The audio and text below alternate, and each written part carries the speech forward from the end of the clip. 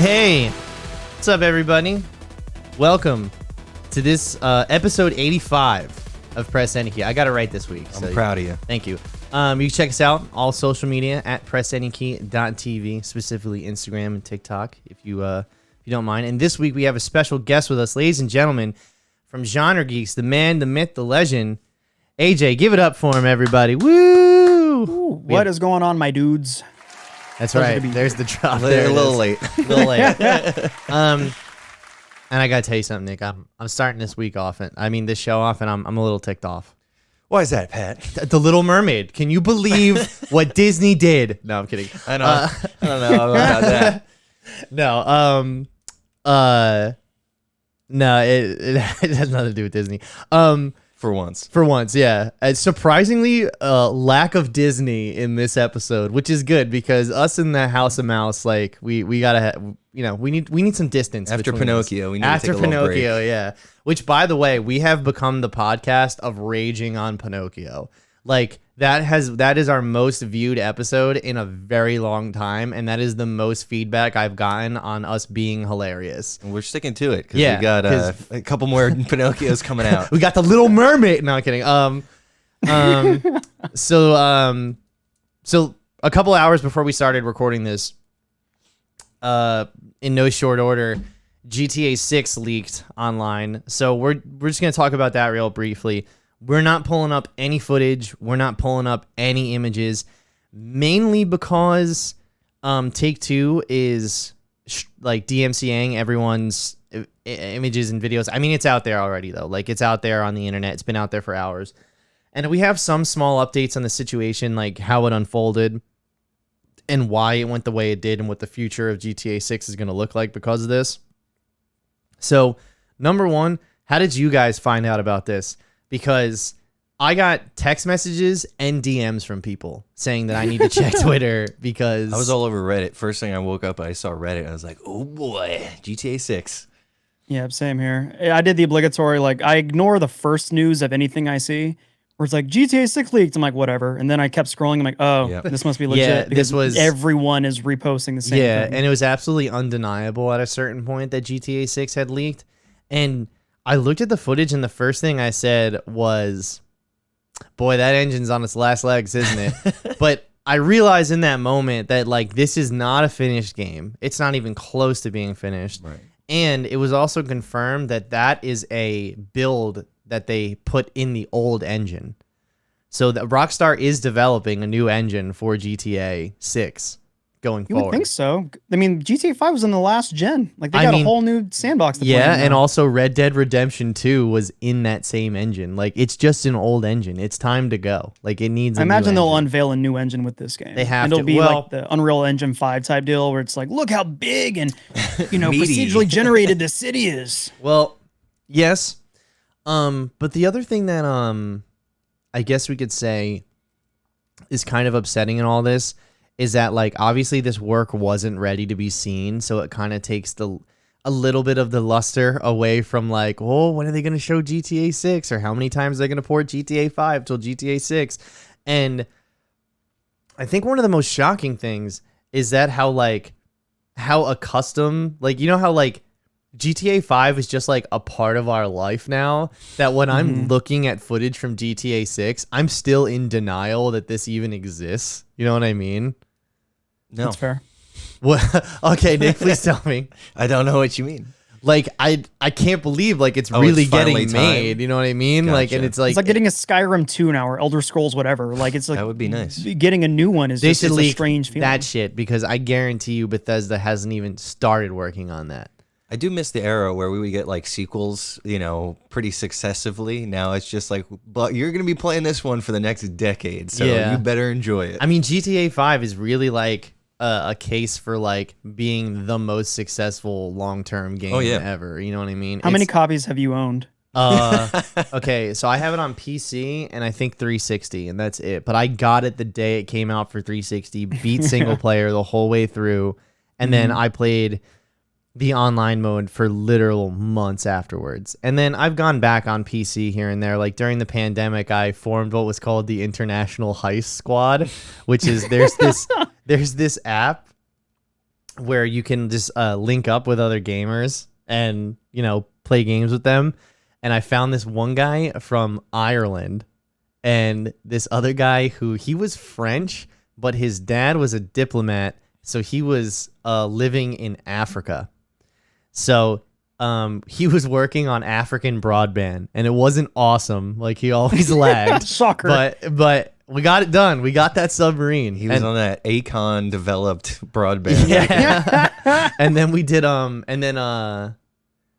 and then we switched over to 7 days and I never looked back. But that was a good time in my life, going back to GTA 5 for a bit.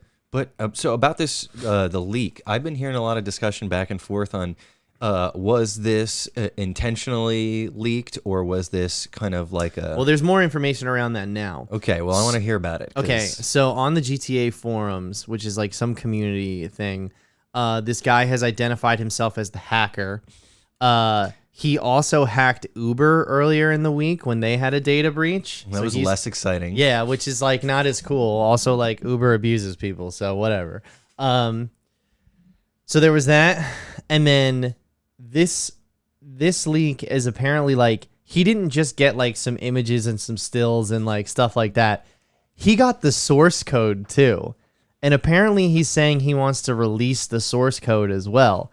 But if the source code is released, that is a big issue. That's like a rights issue. I can't wait till China makes a knockoff GTA 6 before it comes out. And that's what I'm saying is that like if the source code gets leaked and they can prove another game used their source code to create a game, Rockstar can just be filing cease and desist like for the next 20 years. You know what I mean? Exactly, yeah. So there's that's not really that great. The other thing was the hacker claims he didn't realize this would get so big. And it's just like, bro, you leaked GTA 6. What do you think you were going to get? A couple clicks? Like, this is one of the most anticipated games of all time. The sequel to literally the highest grossing piece of media that has ever existed on the planet. To be fair, I just looked up because I was curious about this guy. This says that he's only 18 years old. Oh, nickname, stupid. His hacker name. I'm always hoping for like a really dope, dumb 90s style hacker name. His hacker name is Teapot 2022. That was the only one left when he went to create it. None of this surprises me, honestly. Like zero. I don't understand this next generation of kids, man. You know, and they're really into tea, apparently. And I guess the other thing that kind of I don't want to be like upsets me, but it's just a dumb kid. You know what I mean? And dumb in the sense of like this person doesn't have life experience and doesn't understand the consequences of what they just did. There have been some YouTubers and some journalists that have reached out to the Rockstar dev team as of this morning, and apparently all is not well over there because they don't know what they're gonna do now because 90% of what they were working on was just shown to the fucking public. So they don't know like what leadership is gonna do. This could potentially delay this game up to an additional like 2 to 3 years. You really think so? How far out do you think they were from release? I would say they were a good 4 years out from putting this out for sure. Oh, that hurts. Hurts my soul. I know, it does. But also at the same time, like they put out the remakes of the trilogy, and then they were gonna do a remake of Red Dead 1. And which was also going to come to PC, and they were going to do next gen versions of Red Dead 2, and I forget what the other project they were working on was, but they've canceled Bully or something. Yes, Bully 2. They canceled all of those though, and put all of their dev teams on GTA 6. It was out of pre-production, in active development. So it was ready. So like this was cooking in the oven. Like they were really working like heads down on this. You know what I mean? Like this was actively on the way. Yeah, but I mean, as far as what we saw, I don't know if you guys watched. I tried to watch it like a little bit of breakdown videos, and what I saw was a lot of. You saw character models. Obviously, that seemed like the biggest thing. You had potentially like 2 lead female protagonists, or at least one. But also it was like animations of like being able to adjust the visor in your car and adjust the height of the steering wheel in your car, and there's a crawl animation. So it wasn't anything like huge from what I saw. but it's the implication of what people can take Always from the that. implication. It's what people can take from that and now use in their games, especially the source code. And the other thing is the modding community has already gone fucking crazy. There's already mods for the characters that were in those leaks to be put in GTA 5. You know what I mean? So all of that is spoiled. Like all of that's ruined. This is hype, I think. This is hype for them. Yeah. I don't see I'm this fine as a with bad it. thing. I'll wait another 5 or 6 the other years for a thing- game that's going to last 15 years. You know, Yeah, like, and the- anything like GTA 5. The other thing that kind of is fucked up too is that, like, once again, this was unfinished work presented in a way that they didn't want it presented. You know what I mean? Like, I'm sure they had plans and they had a schedule and a roadmap and like you know, and they weren't even close. Like, you know, that might not even have been the final character model clothing and stuff like that. I'm just saying, like, they had a way to go about this, and all of that has just been squandered. You know, I think they could still do it though. I mean, they can still. We don't know any of the context for any of this stuff, so I mean, like I think said, it's- the biggest it'll be thing fun. is the source code. That's like the real That is true issue. Like that's big thing. Everything else is kind of aesthetic, and you've just kind of taken the wind out of it. I can't imagine what Monday morning is going to look like in that office. Like I cannot You imagine. think they get weekends off? Like, oh yeah, at this state in development, yes, it's when the game has gone gold and they're debugging that they have to do 12-hour days. Maybe, who knows? God of War keeps getting pushed because they said that they didn't want to. They did not want to create a crunch period, but now, but soon it is time, boys. It's time for I God of War. refuse to believe it's going to drop when it says it drops. I'm Ye- waiting for that. Yeah, 2018 God of War did the same thing. It was like down to the last like 11th hour, and they pushed it I think 6 months or so. really? 2018, yeah. I remember that game didn't have a release date for the longest time, and then they announced it was coming out like a month later. That's what I remember. You just Yeah. weren't paying attention. Oh, okay. You're just not paying attention, man. There are signs are all around you, man. All right. Well, speaking of signs all around us, writing on the wall for fucking Apple, ladies and gentlemen, this is it. They have hit the iceberg. They are sinking. They are on the way to the ocean floor because apparently iPhone 14 pre-orders are down, like really? significantly. And apparently there is wait time of more than 4 weeks to get any of these devices, and it is, quote, unclear whether Apple will increase shipment forecasts of its Pro models, but there's a growing chance that it will cut orders of the 14 and the 14 Plus, which only account for about 45% of the entire lineup's shipment. So we were just talking about this before, AJ, and you made the point that the biggest iPhones are the ones that actually get bought the most, and that seems to be the case here. Interesting. That I was just going out 55% of my butt there. Yeah, like Yeah, that's- 55% of the orders seem to be the bigger phones.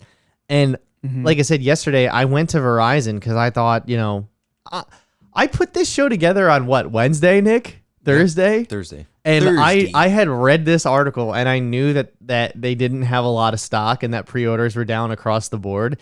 And I fucking still walked in there and was like, yeah, this will be no problem. I'll be able to get one right off the shelf. Nope. They did not have them. So also, the iPhone 14 and 14 Plus are expected to be in stock in retail store on launch days, which if you didn't get them by this weekend, they're done. But it is reflecting lackluster demand. So like this is like the two small models, and this is what we're talking about specifically. They're like these two smaller models, really, like who are they for? You know what I mean?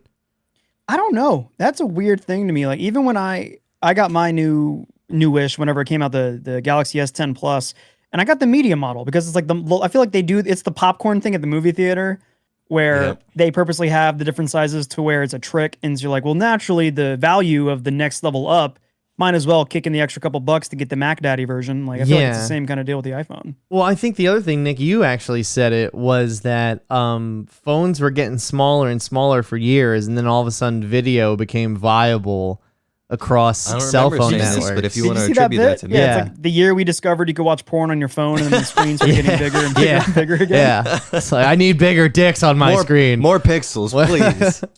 Please. I need to see the pictures, you know. In the pictures. Pictures. So yeah, and also from like the iPhone, what is it? As it stands, they say that the pre-order results of the 14 and 14 Plus are worse than the third generation iPhone SE and iPhone 13 mini.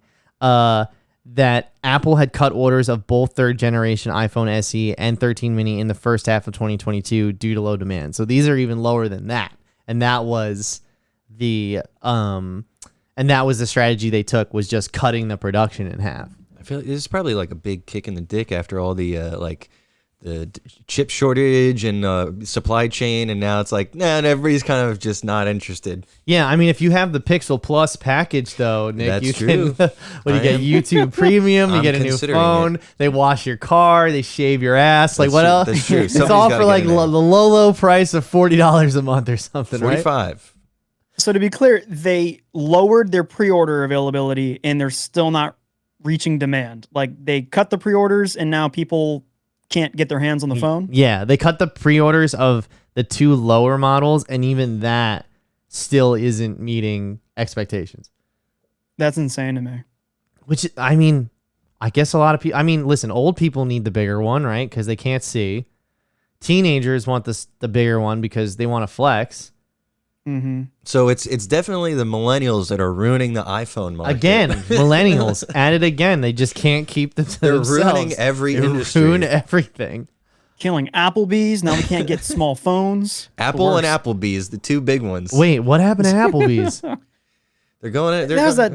Yeah, go ahead. I don't know. You probably know more than I do. I've seen the articles where it's like Applebee's is struggling because millennials don't go to chain restaurants. Yeah, I don't know if it was the Applebee's like CEO or just some like blogger guy who just wanted to throw shade at the millennials, but it's like, yeah, millennials are killing the Applebee's industry, like that level. Like I gotta be honest, no one's going there anymore. We got our own industry. But the problem is that killing is like an act. You know what I mean? It's an act of violence. Like, well, it is a direct thing. Pat, let me ask you this. I feel like by just not going somewhere, you're not really killing something. You're more or less just leaving it to die. You know, Pat, if you go on vacation, and you leave all your 9 cats here and don't feed them, you're still killing them by non-action. I mean, it's not our responsibility to keep Applebee's alive. Okay, there we go. That's what I'm trying to get to, is that Applebee's really isn't my fucking problem. Applebee's now is is it? the stray cat that got into the house. You know what I'm saying? Applebee's isn't really my shit, so to speak. You know, I got enough going on that I got to worry about fucking Applebee's too. Applebee's really got to pull themselves up by their bootstraps. Honestly, you know, like a practical joke. Pull on your bootstraps so hard that they broke. Yeah. Anyway, for the iPhone 14 Plus in particular, the pre-order result is significantly lower than expected, as the model that effectively replaces the quote mini form factor in the latest iPhone lineup, the 6.1 inch and the 6.7 displays now being the only options, said that Apple's product segmentation strategy for the standard model has failed this year. Which, listen, I said that when we first looked at them. Oh, yeah? That there was a lot to take in. And it seems like a very broad brush. You know what I mean? Plus, these phones are over $1,000 now. That's the thing I don't get. Like who's affording that? You know, like I went, when you guys were talking about new phones last week, I went and looked up the latest Pixel is like $600.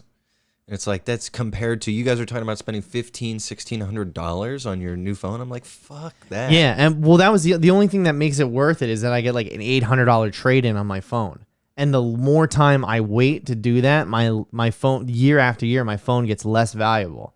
So it's like, I might as well just do it now, because then the fucking $1,200, $1,500 phone is really only going to cost me like $800. You know what I mean? And I get a brand new phone. Plus, I went to the store and I played with that dynamic island thing. That shit's tight. All right, I'll spend like $1,000 on a phone. To me, like my phone does so much in my daily life. Between my alarm clock, I can arm my house alarm with it. I can check my bank account. I can do all this different crap. It's the single device that I use most every day of my life. I'll spend $1,000 on it. This is the only device I use to wake up, bank, and jerk off all in the same morning routine. You know what I mean? I'll get the $1,200 version of it. Yeah, like that's it for me. You know what I mean? My question is, how many times, you know, like, do I jerk off with this? No, not quite. Okay. How many times are you willing to keep paying over $1,000? You know what I mean? It's like, how many times are you going to keep re-upping? Well, it's really only like 700 for if you trade in. for every If you wank. trade up, yeah. For every wank, it's $700. I'm trying to think of like all those things that you said it does. I'm like trying to come up with a cool like an acronym where you got your wanking, your banking. What else? Boom. What else does it do? Waking, wanking, and banking. Yeah, there we go. Exactly. I'll buy a new phone once every, because I have the S10 Plus, which came out, what, 2020? No, early in that, maybe 2018, 19. I'll keep a phone. At this point, like I had the last iPhone I had was the 7, and I had that thing for like 5 years, 6 years. So I'll keep my phone for about 5 years before I upgrade. Well, that's the thing is that I said I wanted to be the guy with the old phone. Like when I pull out a phone at parties, like, oh, let me get your number or something like that, right? Like I Freaking wanted to be like, jitterbug. damn, how fucking old is your phone, old man Jenkins? Like that's the reaction I was looking for. But like I said, my phone gets less and less valuable with each year. So the incentive to upgrade immediately is there. You know, monetarily, it makes sense. But the satellite phone thing, like I don't really need that shit. Like I'm not. You get lost in the desert. True. And the other thing was that Liz was like, maybe we should get them before we go to the Grand Canyon. And I'm like, where the fuck you think I'm going that it doesn't have a roof nearby in the Grand Canyon? You know what I mean? Like You're going to get 127 houred, and you're going to wish you had that satellite whatever phone. satellite I will listen. I'll cut my own fucking arm off. Okay, I'll do it. Which one? Which one would I cut off? Yeah. Well, I guess whichever Probably one the the one Rock that's stuck. crushes. Yeah, probably the one that's stuck. What about your Captain America tattoo? What about it? What if you had to cut it off? If I had to cut, okay, hold on. Let's be specific here. So this arm's crushed, right? Yeah. Okay. And I have to cut this arm off and I lose the Captain America tattoo. What do you do at that point? You get a new tattoo? I don't know, dude. Or you Does get that prolong your decision a little bit longer I than mean, if it were your other one? it definitely is like a god damn it, like that type Extra of thing. 10 like, minutes for of like, sure. Yeah. And I guess I gotta do it. wouldn't do it until the canyon starts to flood as well, you know what I mean? Until it's really do or die, you know? There you go. Just wait it out. Okay, anyway, iPhones. So and like I said, the dynamic island thing was cool too. And that's mad luxurious. So yeah, pretty much Apple's fucked. Apple's fucked right now. Nobody's buying the iPhones. thesis statement of this conversation is Apple's fucked. Pretty much. I mean, they'll be fine. It's okay. They just got They need to reflect how well we're buying phones. We're not buying phones every year anymore. We're not buying Call of Duties every year anymore. We need to just make You know, shut your fucking the mouth. value. Okay, I will buy Call of Duty every goddamn year it Okay. comes out. Do you, bro? But I'm done buying yearly things like that. So Pat, I'll you wait. don't You know, reflect the release a average phone every consumer. 5 years. I I'll buy mean, it. yes, that is true. I don't. I'm also a 12-year-old boy with a 30-year-old's budget. So, you know. That's the dream. But That's the where's fantasy, your man. body land and all of that? Somewhere between like I am an adult, but also I look in the mirror and wonder when puberty's gonna finish. Yeah, well, you know what I mean? Especially when you shave your beard. Exactly. I'm like, is this it? Like, this is it? Like, it's not done yet, right? Like, I want to be a real boy. yeah, exactly. I want to be a real boy. Speaking of real boys, there's a new trailer for God of War Ragnarok. Hell yeah. So there was a bigger state of play, and there was trailers for other stuff too. I don't care about any of that. God of War Ragnarok is what I'm here for. So I'm gonna go ahead and just play the trailer on my screen, Nick. Hold on, give me one Okay, moment, okay, please. okay. AJ, you said this is like one of the few video games you're actually gonna buy, right? Bro, I pre-ordered the Mac Daddy edition, the $260 comes with Mjolnir edition. Really? Oh, yes, 100%. My body is ready. I pre-ordered the controller. I will be doing that as well. Because- that comes out like next week. What's a 7th DualSense? Jesus Christ. You know? Yeah, there's the guy who's going to buy a new iPhone every year. The guy who's got 7 DualSense controllers. Yeah. Yeah. And I can't believe I'm saying this in year of our Lord 2022, but I have a friend who works at GameStop, and That's it. That's the end of the statement. and he told me that all the big editions are completely sold out. Yeah, I didn't realize that. Our buddies at the Gaming Duo did the same exact thing. They pre-ordered it. They went in to pre-order it like the next day. Like it came out on like I think like a Friday. Yeah. The next day they went in and they were like, "Yep, all sold out." I'm like, "Damn." That's fucking wild. We got awkward teenage Atreus. I know. And like, what did they do to Kratos' voice? He's actually older. I think. I mean, time passed. You know. Just getting the. I'm curious Christian how many Bale years have treatment. gone by. Yo, I love how I'm the curious what the Valkyries are Valkyries just are doing here. bosses now, like in the story. Also, like, where is this? My God, I can't wait to play this fucking game. Bro, that freaking shield parry against that big beast thing Yo, gets me they hyped. apparently there's a bunch of different shields now too. Like, Yeah, for you see different upgrade purposes. the shield. There's a part, I don't know if we passed it already, but you see Kratos holding a sword. Like a Oh, proper I did looking see that. sword. Yeah, we did pass that already. Shoot it right in And the something face, else yeah. too, if you keep your eye. I'm trying not. This is why I don't like dissecting trailers too much, because now I'm promising myself things that aren't Yeah. promised. Yeah. The final bit here with Thor, Kratos doesn't have the Blades of Chaos anymore Yeah, on him. he does not. I did see that too. I'm happy that like to see the story finish, like, because the first one had such an incredible story. I mean, it's a great game in and of itself as well. Like, the gameplay is incredible, but the story was fucking dope. I love this shot so much. Yeah, this is cool as fuck. Yo, Kratos says the hardest shit ever at the end of this Yeah, trailer right. too. Oh my God, it's my new fucking slogan. Bitches. Mermaids look dope. Big jellyfish. Big jellies. Okay, I'm so this waiting is for that tier. freaking yeah. Oh, that here we tier go. Right there. Here we go. Ready? Oh, that's Listen. so hype. Here it comes. Wait, did he say the thing? We will make Are our you talking own about, destiny. we might have overpassed the part talking about death. Yeah, where he says death can Go to- have me when it's earned me. I was like, Go oh. back to the part where he shield parries that big old beast. I think I talked over it. Pat, in what situations in your life are you going to use that as your motto? Death can have me when it's earned me. When I'm is hooked that on On his relevant? deathbed with tubes up his ass. when I'm The new treatment tubes up your ass to keep you alive. when I'm hooked up to a heart monitor in the ER with 102 fever, that seems to happen oh so frequently. As much as AJ buys a new phone. Yeah. Death can Pat, have let me go. when it's Death can earned have me. Where is it? We got a first look at Odin there too. Oh, that's true. Oh, who's playing Odin? I don't know. I gotta look that up. Actually. I meant to. he's a pretty famous actor. And he's also kind of a goofball, I think. So like, it's kind of weird that he's playing a very serious role. I like that. I like the unexpected when it comes to the casting, because in your head you're like, oh, he's gonna be a big Zeus looking dude. Is that the line? Did it come right before it, or? I can't recall. Damn, that guy looks sick to fight. Ever worshipped you? Ever prayed to you? Can you even imagine that kind of love? No. Dude, Kratos don't care. Anything beyond yourself.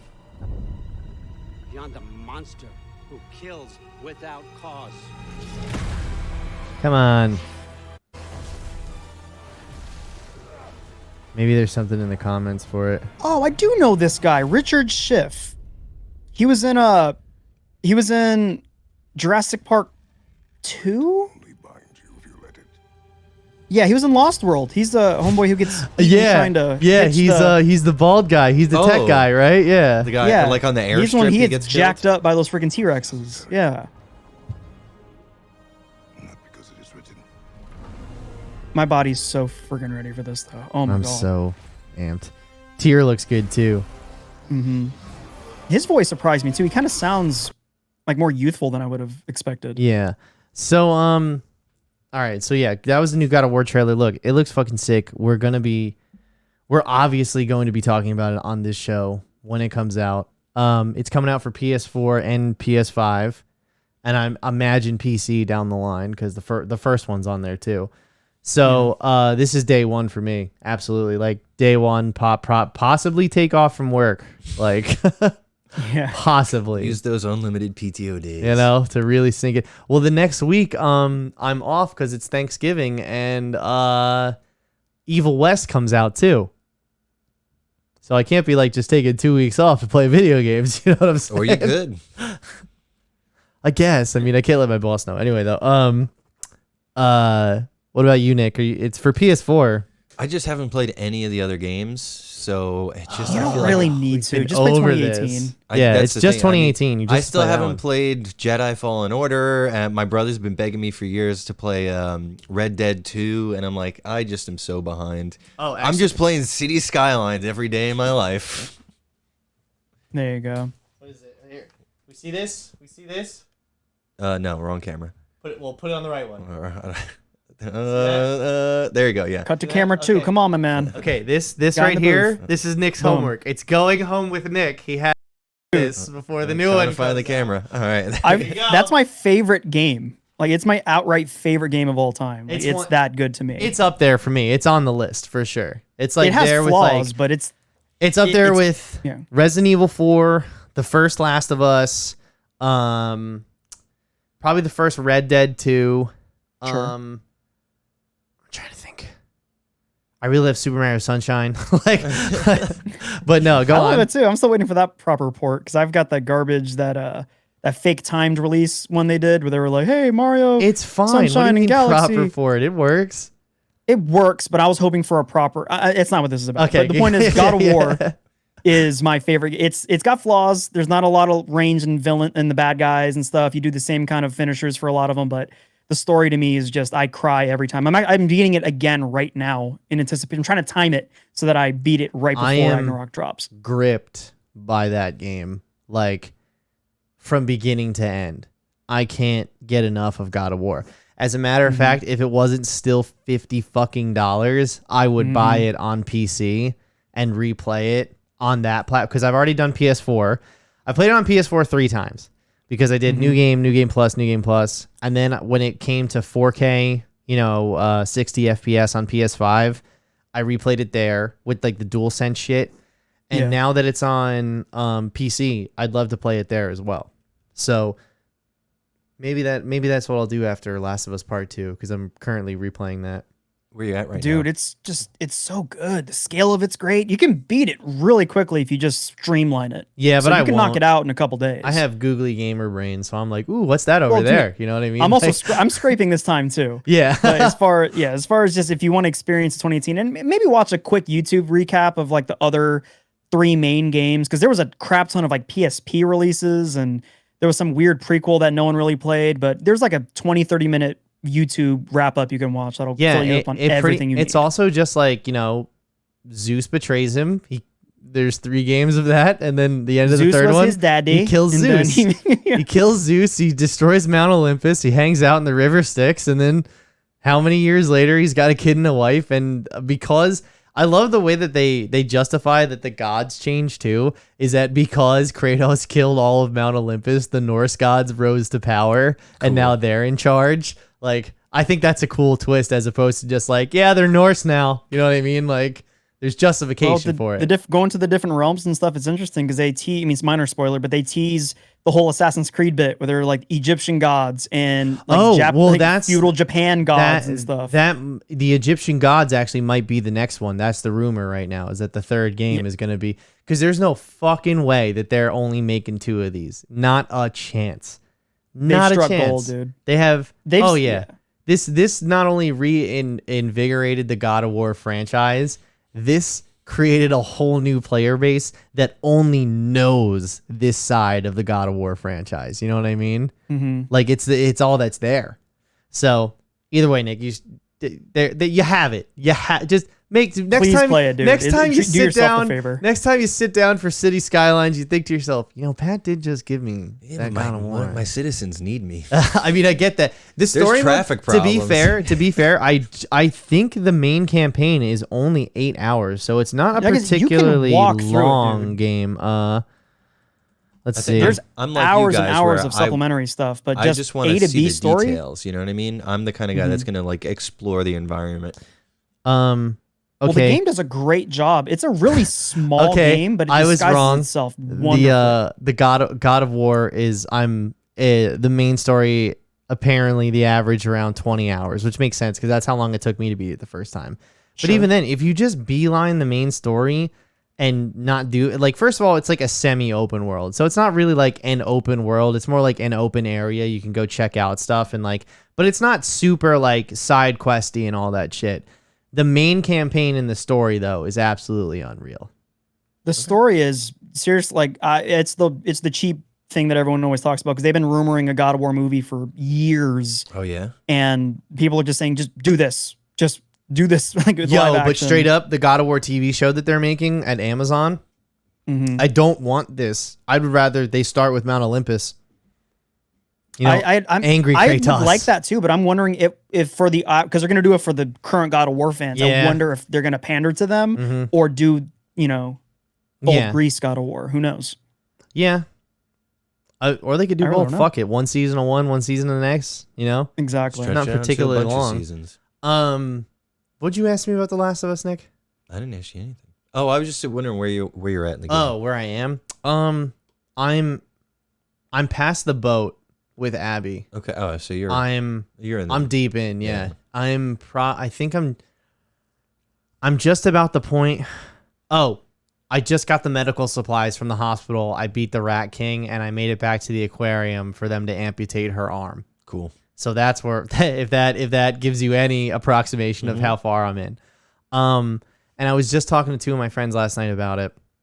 And I got to say, I played The Last of Us Part 1 and that was like I was replaying that game for the first time. You talking about that new remake? The new one they did, remake, the yeah. full remake? Yeah, the graphics are incredible. The performances are wonderful. I'm reliving those moments like, it is over, Tess. And there's like that mic drop moment and like the part where they find Bill's lover strung up while they're arguing. Just so many good moments, I find myself playing The Last of Us Part 2 and I'm not as thrilled as the first time I was. Like, I feel like every time I play the first Last of Us, I'm like, this game's so fucking good. Where this one, the gameplay is better. It's in 4K and it's 60 FPS now. It has like the DualSense haptic feedback and shit. That's all fun. But I just find myself with the cutscenes now being like, come on. Like, I want to kill somebody, like. Yeah. Well, It's funny. Go ahead, please. Oh, I was just gonna say, I think it's because they're trying to evoke two different things. When you played the first game, it's more about a man who is hardened to the world and trying to reopen, that part of him to be, alive again and love. Whereas the second one obviously was a revenge story and wanted to make you feel terrible. So we played that first game the first time. We were just excited to be back in the world with these characters that we loved. And now every time you replay it, it's more that's gone, and you're just left with the story that's like hate and vengeance. It's also marred in adversarial controversy, and like you just can't get that taste out of your mouth while you're playing it. Like, because I played the whole thing, and my friends were asking me like, "What do you think?" And I was like, "I think this is one of the greatest games ever made for this platform. It's certainly the best looking PlayStation game that's ever been made." And it is certainly, like, as far as narrative is concerned, like, they really went for it. Like, they're telling multiple stories at one time, multiple characters, like I said, really went for it. But this time I'm just like, come on, I'm trying to kill people. Like, yeah, I know. She's, like, I felt like the first time I was playing through it, like 2 years ago when it came out, I was, like, really hooked. I was, like, really sucked into the story, And I was like, for instance, like there was moments in the gameplay. And what I mean by that is like when I'm playing as Abby and I'm moving through that boat and you're clearing level after level and you have to be silent and shit like that too. And you got to be real quiet and like, you don't want to piss off the clickers. And then there was one moment in when you first get to Seattle as Ellie. I'll never forget it. I was also stoned, but when you go to the Fedra building and you got to go in there, and it's also like the Jewish temple. Mm-hmm. But either way, I remember I'm prone in the grass. There's like a clicker off to the left, and like there's the two runners to the right, and I get spotted. And how it's like that creepy music, and then they start chasing me, and the motion blur comes in, and I'm running like, oh fuck, I'm getting like. I remember I had to pause the game and like take a moment because like this game is firing on all cylinders right now, and it is absolutely incredible. I haven't experienced that this time around just yet. No, which is kind of unfortunate because I played the first one again, like the newest remake, and I was like, this is amazing. Like, this game is still incredible. I love it. I just didn't like with Last of Us 2. Like, I haven't beaten Last of Us 2. I put it down and really? really I'm trying to find the motivation to pick it back up. I wanted to play the damn game, all right? And for the first couple hours, you are in a cutscene or you're air quotes playing the game where you're basically just holding forward on the stick and walking with a horse on like on a cart. I will like, say you're not that really doing anything. when you play them back to back, I was like, well, the first one certainly opens up with more of a bang. Yeah, That's for I appreciate them sure. for not trying to top that same You can't. timing. You just can't. Like They knew better. I knew what was gonna happen, and I rewatched it again when I played it, and my eyes welled up. I was like, oh my god, it sucks so much. Like, you know what I mean? Like, So AJ, where are you in, like, you've never cleared that like first half hour mark? No, I played about 6 hours of it. did you make it to Seattle? Yeah, I was already past Seattle and stuff, and that just I liked at that point. I was like, "Yay, this is getting good." But then I forgot something else came up, but I was like, "This game really." I'm out of loyalty. I'm trying to trudge through this game. It's just not. I can respect how beautiful it looks and how well it plays. It just didn't grab me. We were saying that last night, that even if you look at the negative reviews of that game, everyone's like, yeah, this is one of the greatest looking video games I've seen in my life. Now, let me ask you a question. Is it the gameplay that you don't like, or is it the narrative? Because I feel like those are the two biggest criticisms, and I feel like one of those is more legitimate than the other, but I'd like to hear what you have to say. You better I think choose gameplay wisely. is you can't really. I don't think there's much to critique necessarily on the gameplay. I think it's really good, and it's not a remake of Last of Us 1. It's an air quotes evolution of it. Yeah, where and you get some of the same things and you can do more with them. That's exactly what I expected going into it. Like, I was That's like, what sequels do. Yeah, this isn't gonna revolutionize the gameplay. It's gonna build on it. And like the controls were tighter. They added the dodge and they added prone. And you couldn't put those things in the remake of 1 because you just break the fucking level design. Yeah, you would walk through it. I guess it comes down to the narrative, but I don't mean that in too much of a negative way. Yeah. Now, what specifically about the narrative? Again, I don't mind it. That's why I fell off at it and just put the controller down. I was just like, I'll play for an hour today. Yeah, sounds like a bigoted response if you ask me. Yeah. It's because there's a lesbian lead. No, I'm just kidding. I don't care, dude. It just didn't grab me as much. I appreciate, and I don't want to major spoil as much as probably it's obvious to spoil, the very bold decision they made at the kind of front quarter of the game. I appreciate them swinging hard, but to me it was a little bit of like a limp kind of thing where it felt almost cheap. Dude, everybody knows at this point. Okay, Nick, when they talking offed about Joel. Yeah. It felt cheap. I didn't feel sad in the way the beginning of Last of Us 1 started. I felt like, oh really, that's the route they're going for? And maybe it's just the wrong way I received it. For Pat and I, we were talking about this the other night, and for me, what I think was so great about that moment is it really puts you in the shoes of Ellie, where it's like I love Joel. We all love Joel. Who doesn't love Joel? Now we're on a fucking mission. We're gonna go kill this bitch. We're gonna go after her. Yeah. Which I thought like that was such a great way to throw you into the driver's seat of the game. Exactly, and the reason why I'd say like why I totally agree with that is because when I watched him kill her, I stood in this room and screamed at my TV, "We're coming for you, bitch! We're coming! It's like we're coming!" When everyone's like, dad watches a football game on Sunday, that's how animated. Yeah, I was like, "We're coming for you!" I don't mind it. So there was that, and then the other thing we talked about specifically is like fridging, like. If they would have just set Dina up to murder her in the first how many hours of the game, like I feel like that would have been cheaper than them offing the protagonist from the first one. And also the final point with I guess defending why they killed Joel is like what story was left to tell about Joel? You know what I mean? That was his story. Like hardened man lost his daughter, 20 years later learns to love again. Like, you know what I mean? Like that's. And you see that, like, his character is consistent with that, with the way that he acts in Last of Us 2. You know what I mean? He didn't just leave Abby to die. He saw a young girl in trouble and was like, let me help this bitch. You know what I mean? Whereas, like, he even in the first... hey, bitch, you all right? And then even in the first game, like, he admits that he's done horrible things, you know? And that he was a marauder, so to speak, in the apocalypse, you know? I'm fine with them killing him. I'm very fine with that because it is very appropriate for, to tie in how the last game ended into this one. To me, it's just, I don't know if it's the way it's shot, the way you sneak into the house. To me, it didn't feel very video gamey as I'm sneaking into the house. I felt no stakes. going It in, wa- like sneaking into the it house. was Like I tried to kind get of- caught, and I couldn't. Like it's Wait, really what are we talking about? in Last of Us 2. Yeah, right that- before they killed Joel. Oh, right. Joel. When you're sneaking into the house to try to save him or something, it was all of it just didn't play that well to me. And then when the scene happened, I was like, sure. I just It ran. didn't break my I heart the way it ran. did. I was like, they killing that motherfucker. You know? Yeah, I am a little worried though with this, like the same way how Last of Us 2 is an evolution and different than Last of Us 1. I'm a tiny bit worried that's going to happen with God of War as well. Oh, Because the first game is kind of small. and I'm I worried this think new they one learned. might outgrow itself. a little. No, I think they saw the reaction and they're like, we shouldn't do that. Well, here's the thing though, is that The Last of Us Part 1 is a complete story. Like if you never made a sequel to that game, it wouldn't need one. But like God of War left off on a cliffhanger. You know what I mean? Like that story is to be concluded in this game.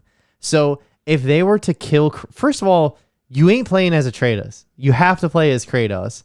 And like you ain't dying at the end of the game either, because you have to overcome the enemy. You know what I mean?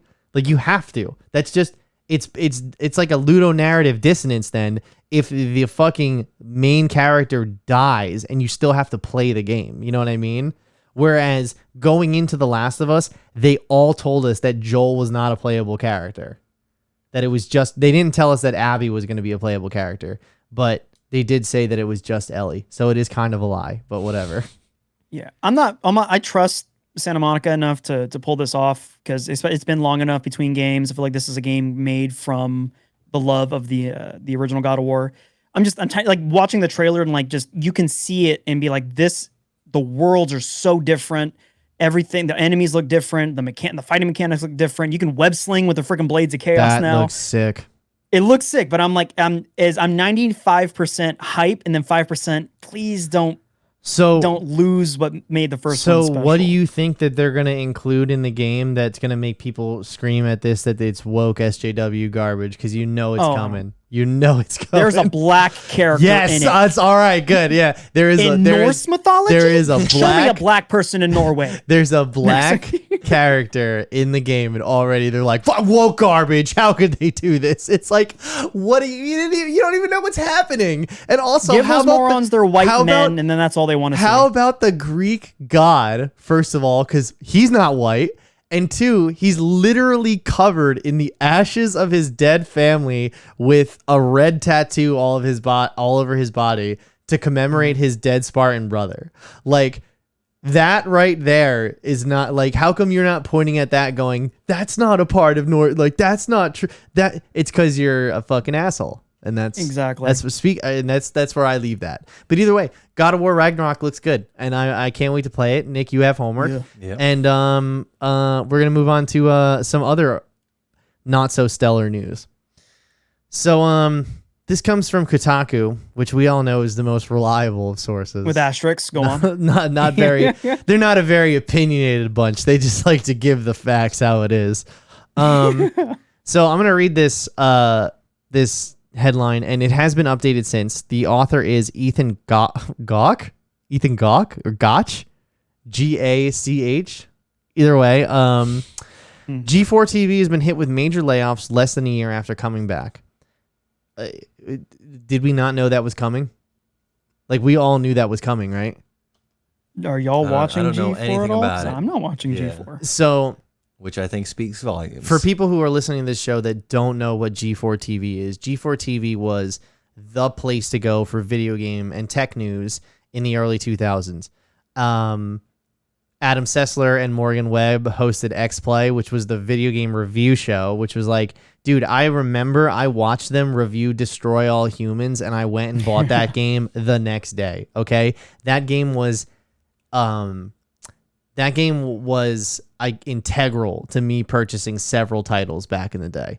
And then, of course, you know, the famous Attack of the Show, hosted by Kevin Pereira and Olivia Munn. Olivia Munn, my dude. Olivia Munn. We can always thank G4 for that. Dude, they had a really sexist segment called Olivia's Rack, where it just zoomed in on her cleavage, and then it showed like the biggest magazines of the week. I don't know. It wouldn't fly today. But either We way, didn't care about my women point before, is, back then. yeah, either way, my point is that they knew who they were catering to. So, report says that at least somewhere between 20 to 30 staff members were laid off at G4TV today. According to 3 sources familiar with the business, the video game talk show network from the 2000s, which was resurrected last fall on streaming platforms like Twitch as well as cable TV, now faces a major upheaval less than a year later. Quote, I truly cannot imagine the company continuing to produce our slate of content without the people we lost today, said one employee. So, the timing, the severity of these cuts have taken the staff by surprise, with talent showing up on set today ready to film only to have the programming canceled as HR reps met individually with employees. While it's not clear what the extent of the layoffs will be, one source said those affected that they were told they will receive anywhere between 16 to 6 months of severance based on their tenure with Comcast, which is G4's parent company.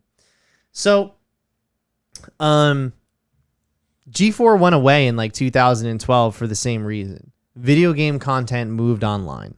They had 12-year-olds making Minecraft videos that were getting more views than their primetime shows.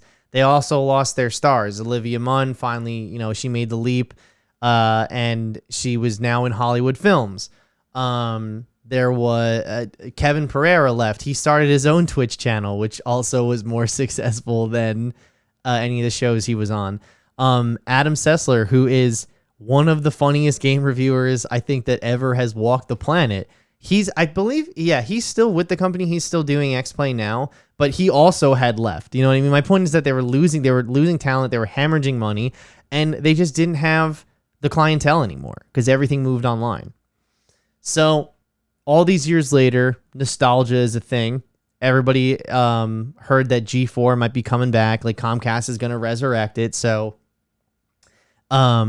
everybody got like hyped. And I remember the day G4 launched. It was the same day that the Spider-Man No Way Home trailer came out. That's a bad time. Yeah, that's some poor planning. And I remember watching the opening day live stream for G4. It was like 24 hours. They had all these segments. Like a bunch of old cast came back. They also did the Thanksgiving special where they got all of the hosts, including Olivia Munn, back. And apparently, I read that Comcast even made a multi-million-dollar offer to Olivia Munn to come back to host shows. And she turned it down because she just didn't want to, she didn't want to go back. That's just got to be the workload thing. 'Cause she's not exactly busy right now. You can just say that she's not working like that. She's everybody taking care knows of her and Mulaney's baby. Yeah. Well, let's be real. You think she's taking care of that baby? You think she's hiring someone to take care of that baby? I don't know. I'm still crossing my fingers for a good version of Psylocke in the. It ain't her. Hey, it ain't her. She still got- tried. She tried though. The reason that costume looks the way that she did is because she requested it. She said, "I want as comic accurate as a costume as possible." And Did you like, see the behind the scenes stuff with her, like practicing with the swords? oh yeah, she's fucking wild, bro. She's freaking legit. Like really good. That really broke my heart. Nobody that she ever got said treated so she's in bad this at what movie. she does. But what I am saying is that she would have been better at G4. She would have at least saved the network. But But she chose to be a parent. yeah, how dare she Meh. have a fulfilling selfish.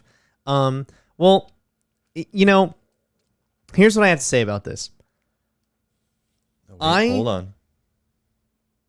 Here's the thing. Okay, thank you All for right, that. I'm glad we stopped for that. So my whole thing with G4 when they came back is the hosts. There was really only a few that I liked.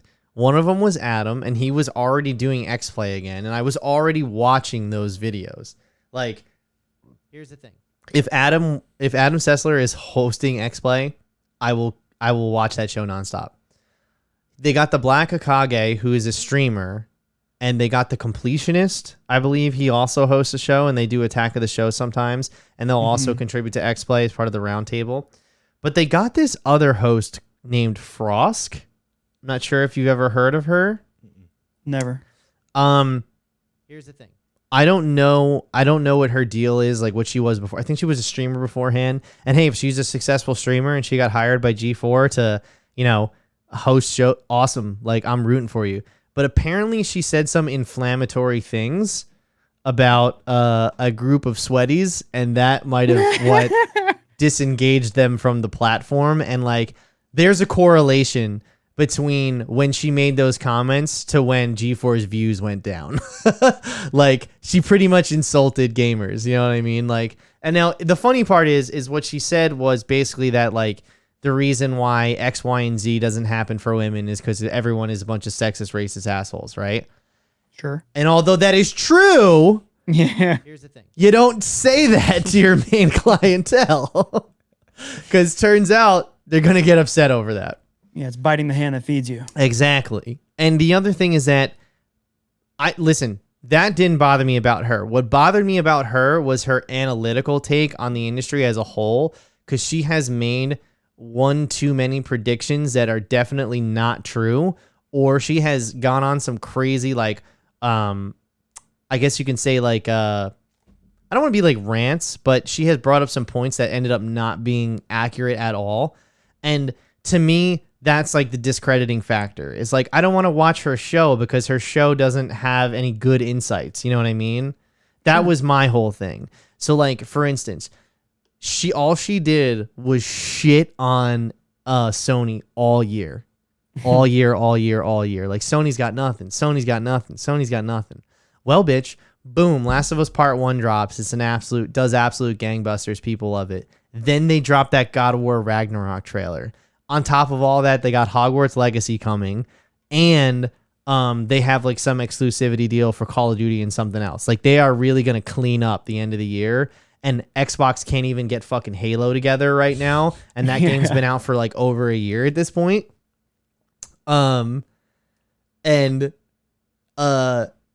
I just saw like something on Twitter the other day. I was scrolling through. They were like, "This is why no one watches her show," and it's her saying over and over again, "Sony's got nothing this year. Sony's got nothing this year. They're not gonna do.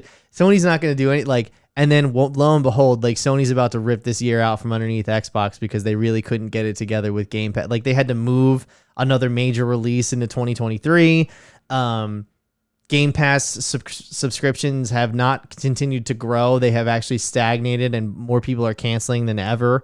And Halo, which is like the game on the fucking box of the Series X. Like, when you buy a Series X, it's implied that Halo is the experience, and that game is just it's a fish floundering on the dock.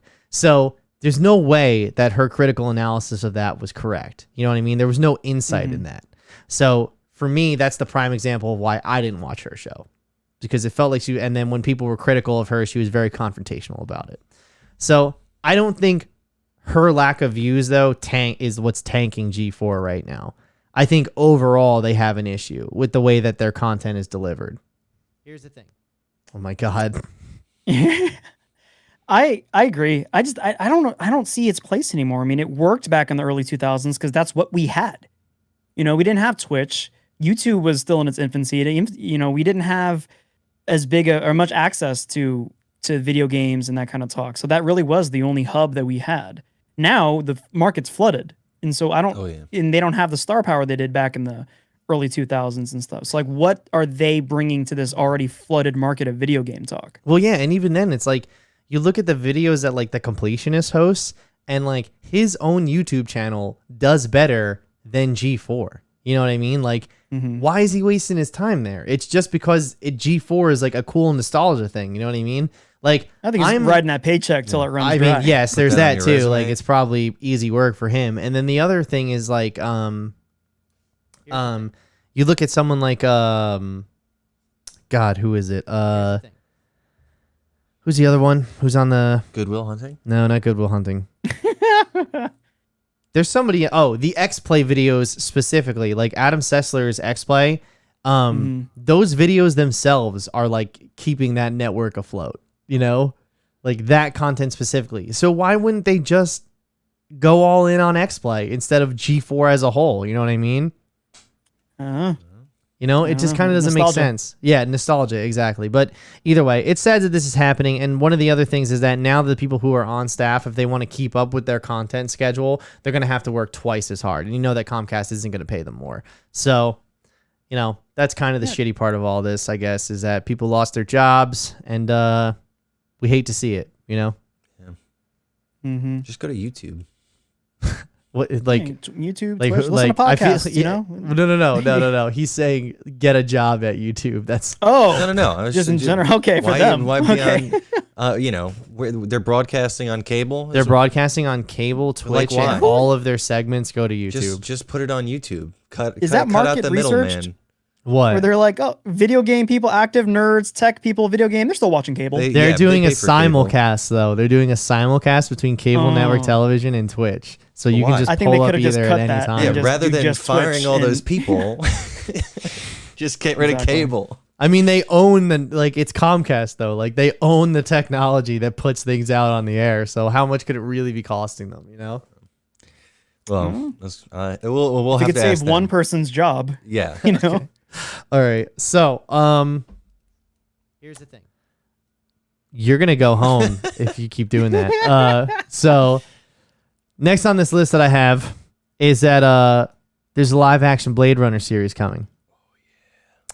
It's called Blade Runner 2099. It's from Amazon Studios. Ridley Scott is going to serve as executive producer, so that means he's just putting money into it. What's it? Silka Louisa? Louisa? I don't know Sure, how to I'm say bad that at last names. name. Is going to serve as showrunner, and It's Michael pronounced Tutankhamun. Tutankhamun. Yeah, that's right. While Michael Green will serve as non-writing executive producer. Interesting. I've never heard of that before. Anyway, Yeah, I don't know. so I don't know. Obviously, we don't know when this is coming. Like this is literally just got announced, but I think Blade Runner 2049 is one of the greatest movies I've ever seen. AJ, have you seen that?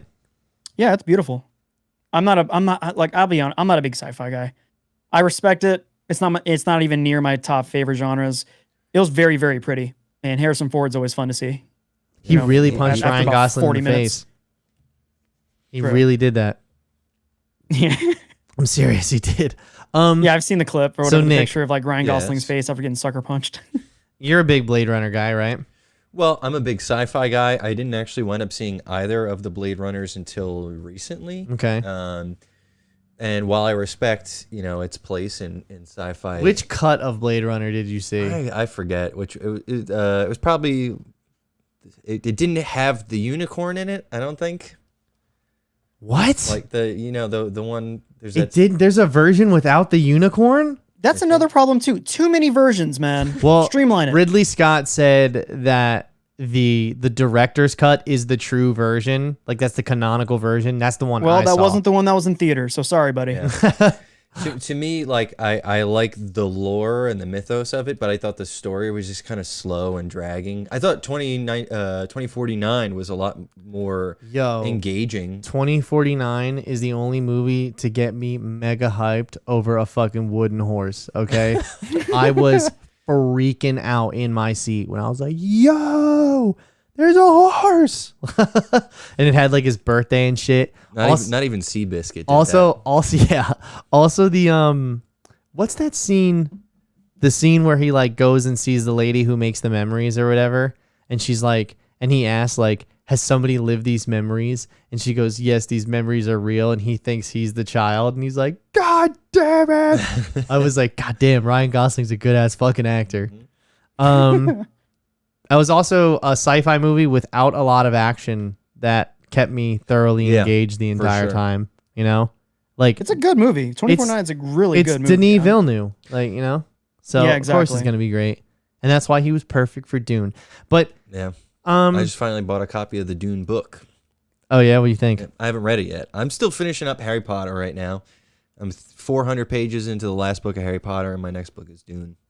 Play God of War, then pick up Dune. That was That's fair the- enough. that's the- there you go. Yeah. So apparently, head of global television, Vernon Sanders, said, "We are honored and that we will be able to present this continuation of Blade Runner the franchise, and we are confident by teaming up with Ridley, Alcon Entertainment, Scott Free Productions, and the remarkably talented Silka Louisa, I don't know how to say the last name. Blade Runner 2099 will uphold the intellect, themes, and spirit of its film predecessors." Now, here's the interesting part. They said continuation. Do you think we'll see Ryan Gosling or Harrison Ford? On a TV show? 2049 to 2099. I'm trying to make logistical sense of it. Well, it is a sci-fi world, so True. Very You know? true. age doesn't really matter. Is this also going to get the Lord of the Rings $1 billion budget? Because if so, then yes. I can't That'd be imagine a that it big won't. factor. You know, I just hope it's not as boring as Lord of the Rings. I haven't watched it. I want them to grip me in the first episode, but I also like this world better. It's kind of like cyberpunk, you know what I mean? Like it's got that cyberpunky is. vibe. Did you see that they just released the Cyberpunk TV show the other day? Yeah. That anime or something? Yeah, wasn't it's an anime show. I didn't know about it. I happened to watch. I was give a shout to their new comedy special by Sheng Wang on Netflix. Incredibly funny. Definitely watch it. But and then in my recommended after I watched that was the Cyberpunk Edge Runner series, which I had no idea was a thing. Neither did I. Yeah, I heard it's got really good reviews though. it's got 100% on Rotten Tomatoes right now, which I know wild. I doesn't heard really that's mean a what lot. the expansion, that new DLC is based on for the Oh, game. yeah? Was from what I heard. I didn't look this up. Well, I don't myself, know. but I only heard- played the game for 20 hours and I was like, this game is shit. And I turned it off.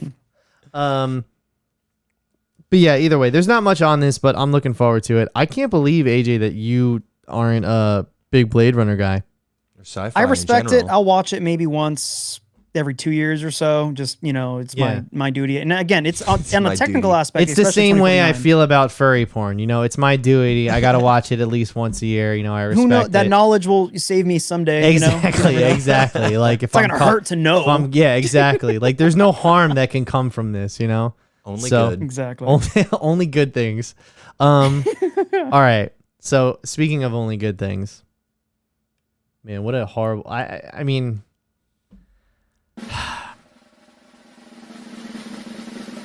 we watched Pearl. Everyone, we went and saw Pearl this week. So, if you guys don't remember, a few months ago, a little film called X came out that we all went and saw, and we reviewed it on this podcast, and then I reviewed it with AJ and Matt of Matt Mark Movie Show, and Matt couldn't be with us here today.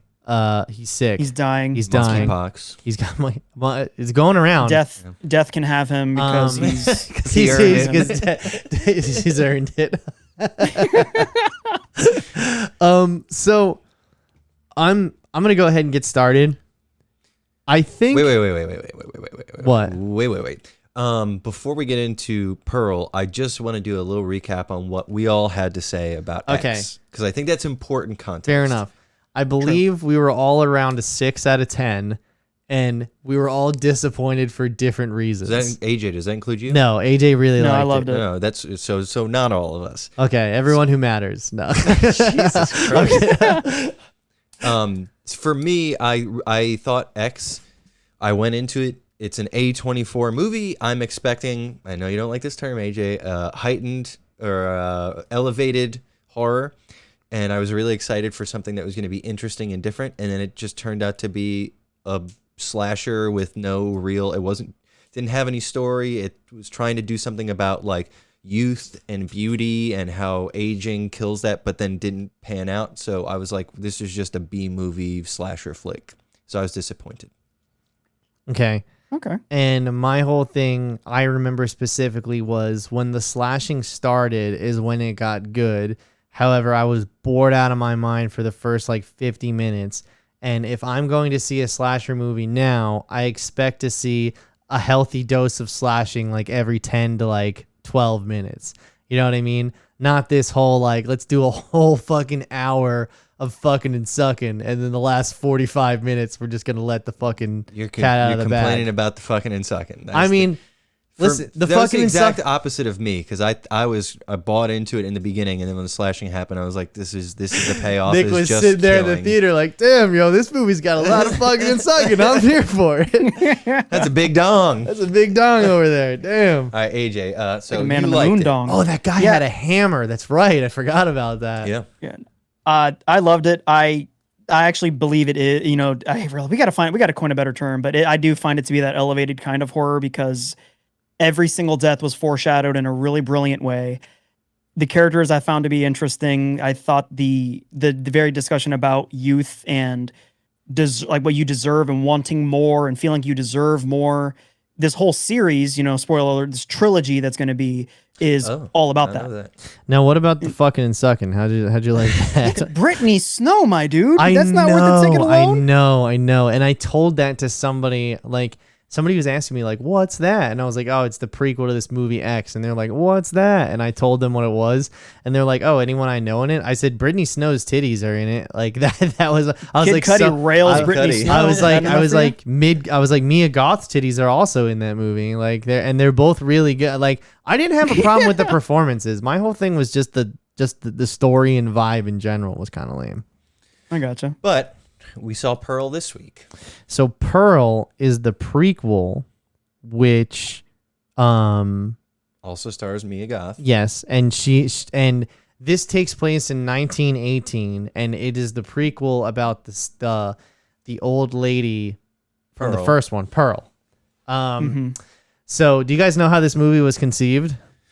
A man I heard fell about in love with a woman. It was filmed in secret, and during COVID, they talked about it and workshopped it online, I guess. So basically what Definitely happened during is COVID. They made that very clear. When they went to go film this movie, when they went to go film X for the 2-week period, the 2-week quarantine period that they had to have when they entered New Zealand, Mia Goth and the director wrote this in their hotel room.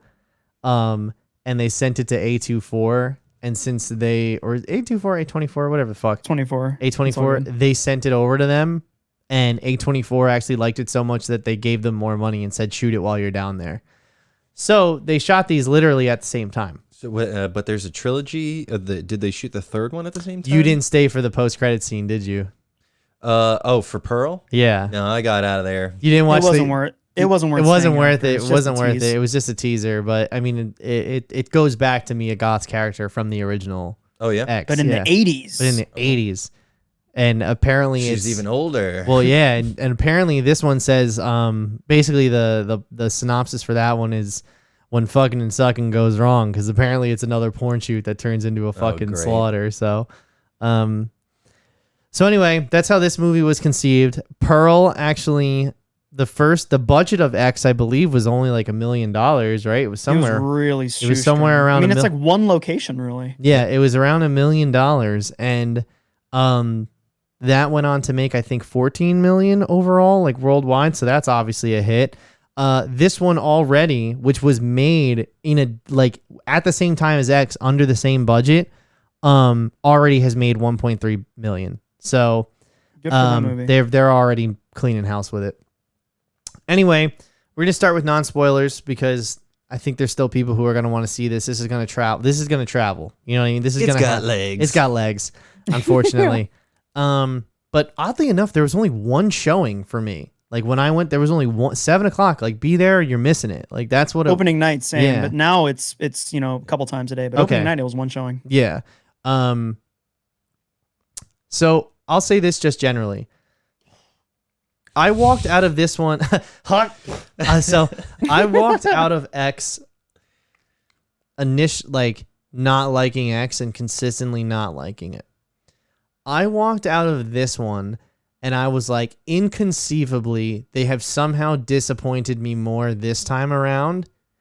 Yet now, the more I thought about it over the weekend, I was like, actually, there was aspects of this that I think I appreciated more than I did when I saw X.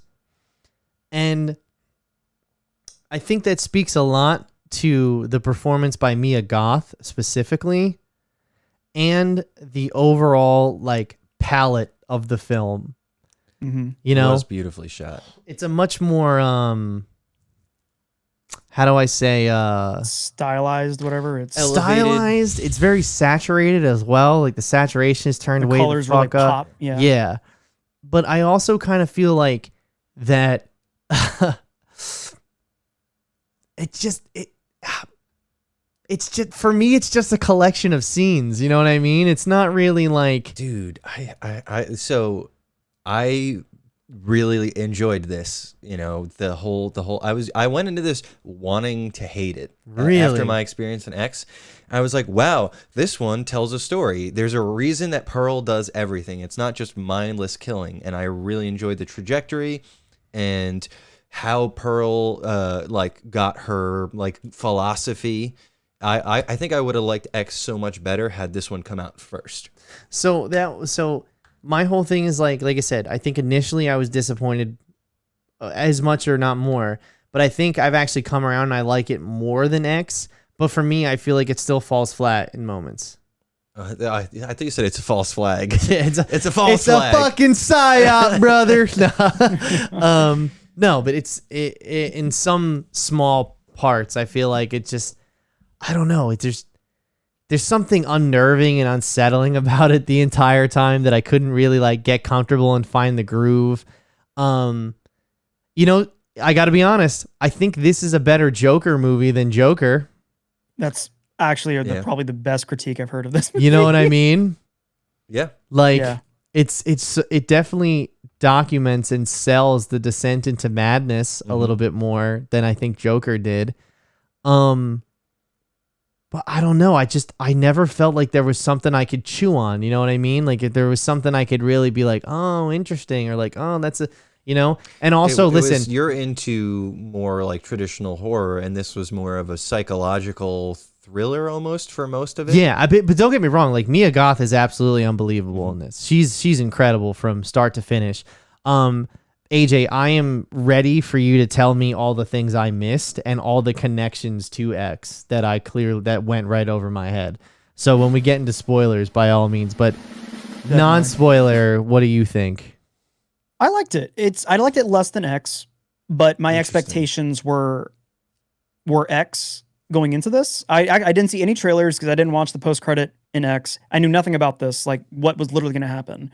So the style of it was incredible to me. I loved just watching this movie at face value. It's like a fucked up Wizard of Oz looking type of shit. That's what they said. I believe Ty West said it's Wizard of Oz meets Psycho. Oh, interesting. Interesting. And I did notice it feels that way. The Scarecrow is wearing like the same shirt that the Scarecrow from Wizard of Oz is wearing. Yeah. Yeah, that and when she's riding the bike and stuff, it's clearly like an homage to Elvira that. Gulch. Yeah. Yeah. She fucks the shit out of that Scarecrow. Yeah, I liked spoilers. it just for its sheer existence. To me, it was just pleasant as I was watching it because like you can get because $1 million basically paid for 2 movies. Yeah. And like 2/3, if not like 5/8 of the budget clearly went to X, while this one got whatever was kind of left over. So this felt like a smaller movie, and I appreciated the scale of the story. So I thought it was funny at times. Some of the shots were incredible, like the really lingering shots and really being able to show Mia Goth's performance uninterrupted was really good. So I liked it. Didn't like it as much as X, but liked it. That monologue she gives towards the end, where she's talking to Howard, it was so powerful and so disgusting at the same time. Yeah, I couldn't take my eyes off it. I gotta be like, I get the performance was incredible, and like, did you see my Instagram story of the end credits? Yeah. Like, I put the end credits on my Instagram where she's like crying her fucking eyes out and everything. And somebody said to me, "How do you think she did that?" I was like, "Well, she was married to Shia LaBeouf for 2 years, so she probably is pretty good at crying on command." Yeah. And apparently they're back together and they have a kid now. Fucking absolutely crazy. Either way, though, everything I want to critique is like a spoiler. You know what I mean? So I say let's just wrap up non-spoilers right now. For me, this is better than X, but still didn't like get my rocks off the way I was looking for. So I'd give this like a 6.5 out of 10. AJ? It's funny enough, I'm also going to give it a 6.5. Like it's still enjoyable, still good, but I can't see myself watching this movie by itself. If I'm watching it again, it's because I'm watching the whole, I imagine, trilogy. Mm-hmm. Okay, fair enough. Nick, what about you? I think I'm going to give it a 7 just because it was way better than I expected. The only negative thing I would say is that the ending felt a little like it just ends. It doesn't and I think it makes sense that it ended there, but there's that I could have watched another extra half hour of this movie. Yeah, it didn't have that finality. Yeah, Right. it felt very open-ended and not in a way where it's like you decide what happens next. More it's just like, okay, we're done. We just Return to not- Monkey Island. All right, so let's do spoilers. All right. Okay, just to, I missed like the first 2 minutes of the movie. I saw when she's watching Palace Follies. I saw Okay. that. I saw that the first, when she's in the movie theater. That's the first scene in the movie. I don't know what sets her off though. Did I miss that? Like, I don't know what sends her on the murder. Like, It feels like you missed a lot more. I of the don't movie. feel like there was like there was this happens and then this happens and then this.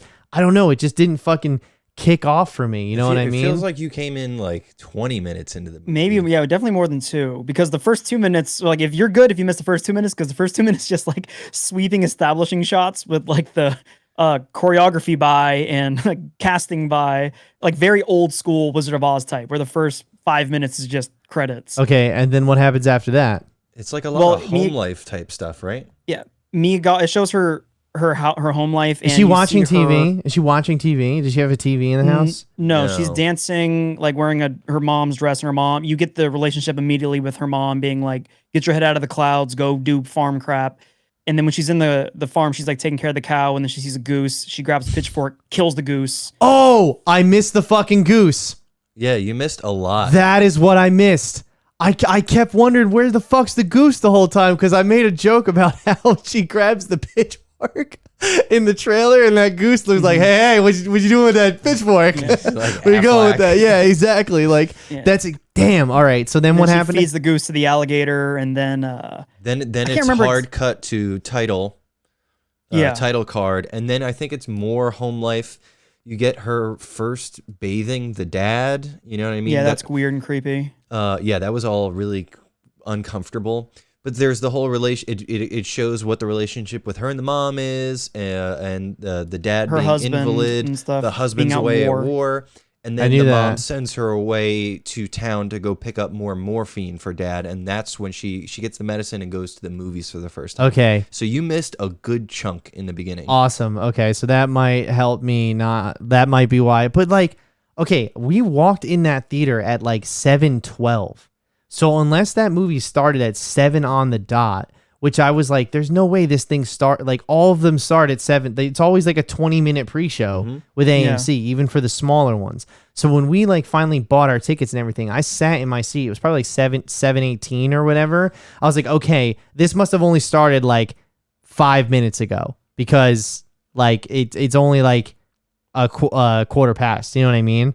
So man, it must have really started at 7 on the dot. They must have then. been cool to you then, because they didn't give you the whole Nicole Kidman, hey, theaters, AMC theaters, and all that stuff. Yeah. Heartbreak feels good in a place like this. Yeah. Damn, I was looking for that duck the entire. I was like, damn, the goose isn't in the movie. Like, fuck. It's just for the trailers. Yeah. And I think what you're getting from this too, like nothing sets her off. Her whole thing is that she has a She a just mental is. illness Yeah. her whole life. And it's back in the day before that was even conceived that Yeah. a person could just have a mental disability or illness. There's that, and then there was the whole like when she explodes. Like, I got that like crazy, that like crazy person entitlement. You know what I mean? Where like when you're a psycho, you think like the most. CPE. Yeah, yeah, exactly. The most innate things are like offensive to you, or like they're a personal slight against you. You know what I mean? Even the slightest comment can fucking send Scarlet tumbling off a table, so to speak. So when what's his name? Pretty boy, the projectionist. The projectionist. Yeah. When he's leaving, he's like, I got to get to work or whatever, or I got to whatever.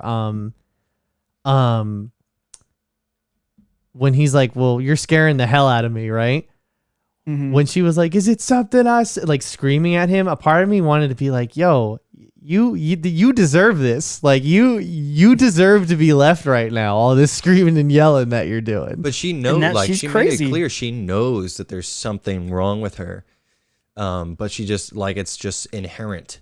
What, that she's a murderous psycho? Yeah. Yeah, she's a sociopath. Now, do you she's think entitled? she's- She deserves a better life. She deserves this and that, which ties into the themes of X. Mm-hmm. Of like, I will not be. I forgot the exact quote she says in like Mia Goth's character says in X. She's like, I will not settle for a life that is I don't deserve or whatever. anything less, It's her yeah. mantra. Yeah. But Would I do love how that was so much a part of her character in the beginning. I'm special and I need to get out of this farm life. And then the mom kept saying life is not about what you want. It's about making the most of what you have. Yeah. And how they tied that in. And at the end, it was such a nice, like bow on the end when she, like there's the big finale at the kitchen table. Yeah. Why did she keep seeing soldiers come home? She's kind of daydreaming about her husband and her not wanting her husband to come back. Didn't the projectionist see one too? I think those were actual soldiers coming home, and then it was like, is that my soldier It could coming be home? anybody, Like, yeah. I don't know. I think they're just random soldiers who are on their way Well, home. I thought the one that was walking like on their property in the beginning, I misread the whole thing. I took it as that was like mail boy that say, hey, here's the letter saying your beau died and on the Western Front. And this whole time she was like in denial and fantasizing. That's kind of what set her off as well, is that her husband died in the war. Because I forgot the name of her husband in X, so I didn't know if Howard was the same husband. I think every time we saw Howard coming home up until that one where they passed the guy in the car, when they're, she's in the car with the projectionist, I think that's in her imagination and her playing out how much she doesn't want Howard to come home. Wanting him to die at war, be blown up. Yeah, not wanting him to have to deal with that because he's just going to want to live on the farm forever. And then when they pass the guy on the road, it's another imagination thing. It's a real soldier, but it's not Howard. So it's just another soldier coming home from war. And you don't actually know it's Howard at the end. Yo, when Howard blew up in the beginning, I was like, what the fuck? Yeah. I was like, holy shit. I did not see that coming. Because at the end, when she talks about, she's like, I wish you would die because you blah, blah, blah, blah, blah, like that. And now it makes sense of all that other stuff before about her imagining him coming home. And that ties into her dance sequence, her like imagination, like, and all the dancers bombs were going dead off. soldiers. Yeah. I remember during the dance sequence, I leaned over to Liz and I was like, this is what I fucking live for right here. I was like, this right here. This is what I'm here for. Main Street Follies. Main Street Follies. That's right. When it just shows you how much of an asshole I am, because when she didn't get the audition and she's screaming, she's doing the American Idol breakdown. I'm a star. I'm a star. I was like, bitch, we all think we're stars.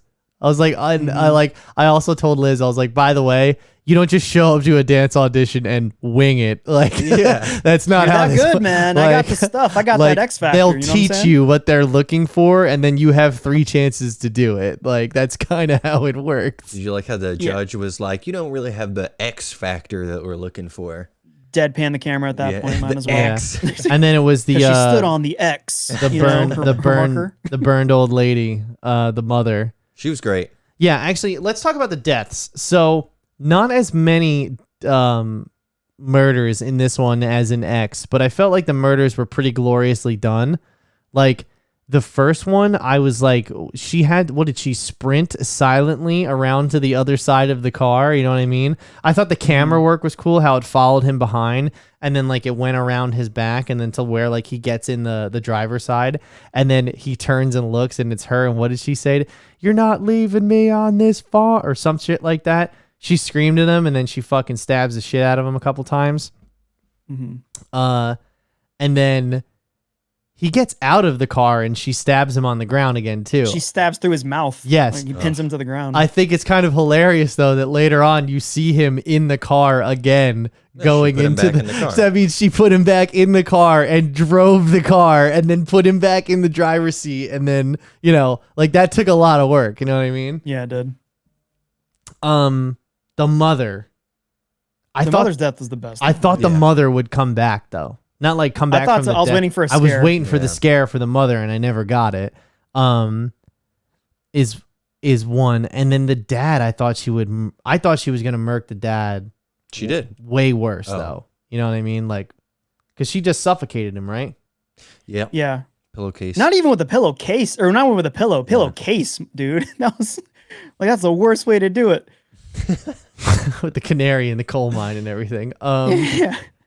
I thought she would have, like, I don't know, put the wheelchair down the stairs or something, or like, you It's a know, little more. I you know thought she was that gonna Dave- drown him in the tub. you know 'cause they that- kept foreshadowing. you know that. that Dave Chappelle skit where like his bully is now in a wheelchair and he's like trying to get revenge on all his bullies, and instead he like tries to forgive. He gets like, "Oh, I didn't realize you were in a wheelchair. That just makes this all the more sweeter," and then like rolls him off the stairs. That's what I was expecting, like something like that. And then who else bit the dust? The sister-in-law, right? Sister-in-law, yep. The sister-in-law. I like that. That chase was intense. That whole Hilarious. scene, her getting Hilarious. out of the house, was great. The tension built to an incomprehensible point where I was like, "Oh my god, yo, get out of the house!" And I thought she had the car, you know. Me too. I don't. How did they get there? So exactly, like, so I thought she was gonna get in the car and drive Right. off, and then when it's the tracking shot of her leaving the house, and then you see her pick up the axe and start chasing her.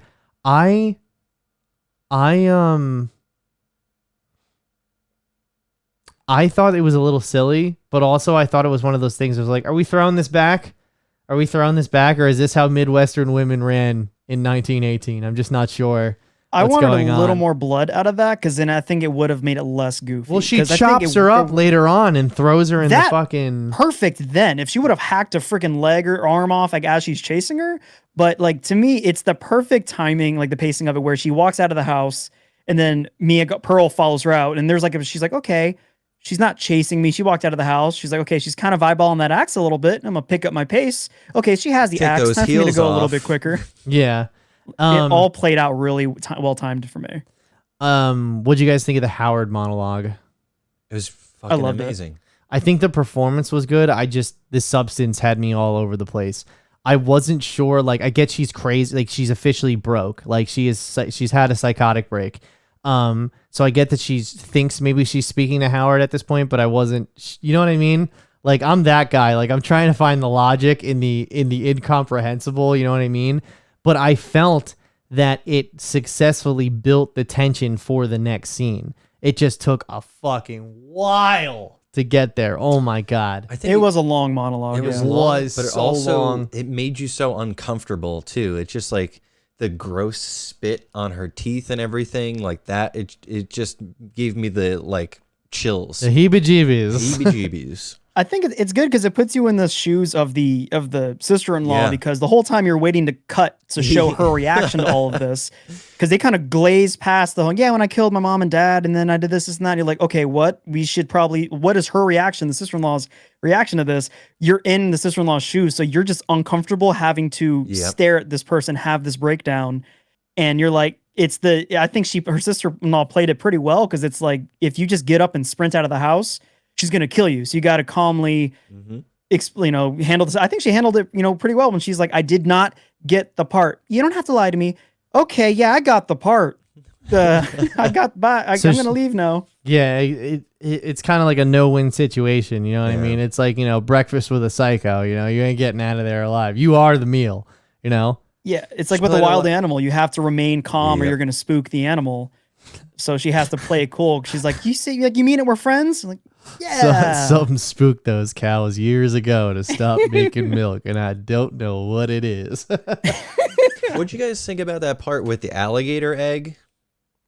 Um, I thought that was one part that I was was like, weird. I'm not sure what the message of this is or what we're trying to get from it. I thought that the alligator egg was like she's gonna grow her own alligator, but then she cracked the egg, and I thought it was like, okay, she has a clear disregard for life. But I also didn't see the duck thing, the goose, True. so that was already established. So I don't really know then what the point I think of the they the showed egg like is. the nest of the alligator eggs. That's all they didn't have to show her bringing it home, and especially after she cracked it, I'm not really sure what it was supposed to be.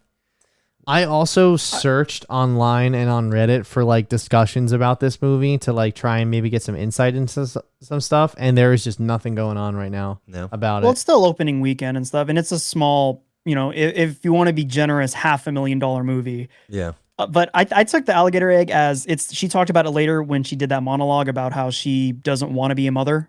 She thinks Okay. it's disgusting and gross. Yeah. I think she might have thought of the idea of having a baby alligator, and then she had that psycho breakdown of like, no, I don't want the thought of responsibility came flooding to her, and that's when she crushed it and killed it. That's She's a like, great I point. am not supposed See, I am not the a other mother. thing, It's too, disgusting. that triggered her was Charlie the cow kind of looking at her, and she was like, don't look at Mhm. me.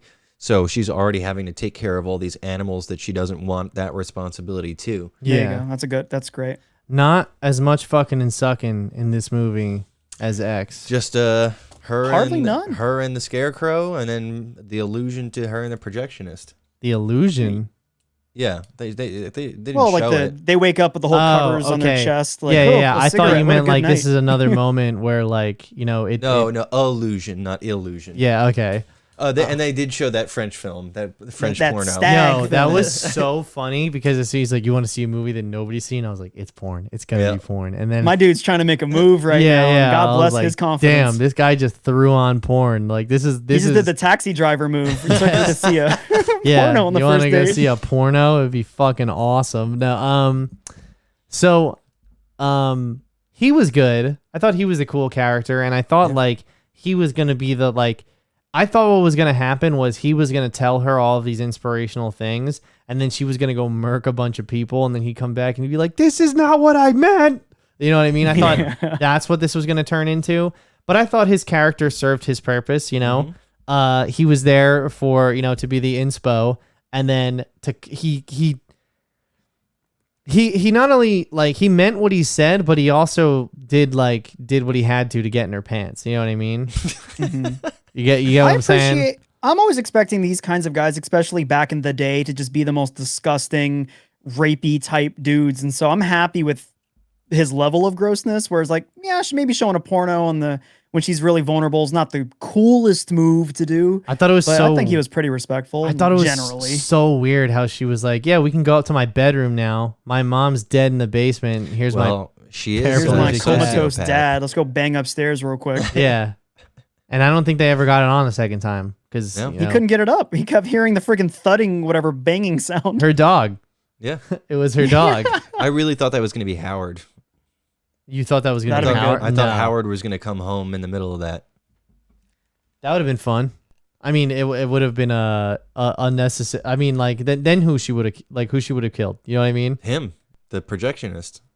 But now Howard was witness to it, and he's like, "We got to cover this shit up." Now I gotta Well, I think kill that- you too. One of the biggest strengths from this movie, because you talked about the ending, and I think in a vacuum, you're 100% correct.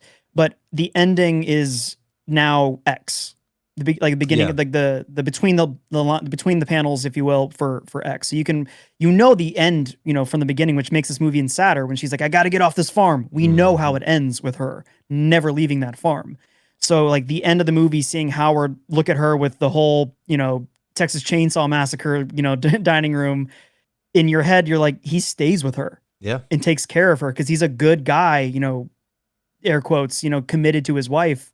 So to me, that's the proper end of this movie is what your mind places Yeah. before X happens. I'd like to see, like now knowing that it's going to be a trilogy, I wouldn't mind seeing a movie between Pearl and X rather than after X. I wouldn't, like I a wouldn't doubt that sequel would to happen at Pearl? some point. Maybe. Mia Goth, you have to eat. I mean, a couple listen, years they and- got me because I want to see Maxine. That's the Yeah, third I'm very one. curious about that. Which I would like to know how it ties back to everything that happens in X because it takes place 10 years later Mhm. in the 80s on in a porn shoot that Maxine, I guess, is the star of now. Is it also Mia Goth? Yes. She also, Naturally, I I think believe, that's Ty West's muse now. yeah. Yeah. I just don't like her eyebrows. They are strange. Yeah. I remember looking at the posters thinking, does she not have eyebrows? And then She's watching like the the movie, I'm Mona like, she's Lisa. got little eyebrows. Maybe it's a style thing from back in the day. It's Have you guys- it's whatever guys- it's whatever's not behind those eyes which scares me. You know what I mean? Yeah. It's that. Have you? There was a link that I'm in a couple like Reddit and Facebook movie groups, and there was in promotion for Pearl. They have a website called pearlskeephole.com, and you can go to it. It's like, are you over 18? Yeah, you click it, and it is nothing but very old, like 1918 style porno videos. Really? Looking that up right now. What's it called? Pearlspeephole.com. I'm sure if you can Google it and it'll pull up. Did It'll pull it up. pearlspeephole.com. I believe .com, yeah. I'm not getting And anything. it's let me find the Google link for it. It's almost like the red letter media pepperoni pizza peephole.com. I'm looking for it. Or maybe peepshow.com. Let me Pearl's Peep Show. Pearl. It was on. Oh. Oh, hold on. Wait. Yeah. Pearl's Peep Show. Do you want me There to you switch go. to your screen? You should not switch to my screen. No, you will get yanked off. Okay. Oh, it's the end credits. It starts with her crying. Yeah, and then it'll give you a bunch of stuff, and then like I didn't like I Oh, it's scrolled her like is there like face. an Easter Oh egg thing? no. Nope. Welcome to Pearl's Peep Show. Old timey porn. Here it comes. Oh, you can get tickets. Enter. All right, let's do it. Ooh, buddy. I am happy that this movie's making money though, because the sheer existence of the movie makes me happy. Somebody 'Cause it's a washing stylish them. movie. It seems like there's a slasher. lot of washing going on. You know. That was hot back that in the was day when sexy you back had your then. once a week river bath, and you're like, oh, this woman used soap. Oh, she's clean. Yeah. Where do they even get this? The microfiche down in the basement of the library. Damn, they whipped out the hog on this guy. How many you got good any good gutter shots? Any gutters? Any gutters? Well, you know, interestingly enough, I don't think there was any gutters in this movie.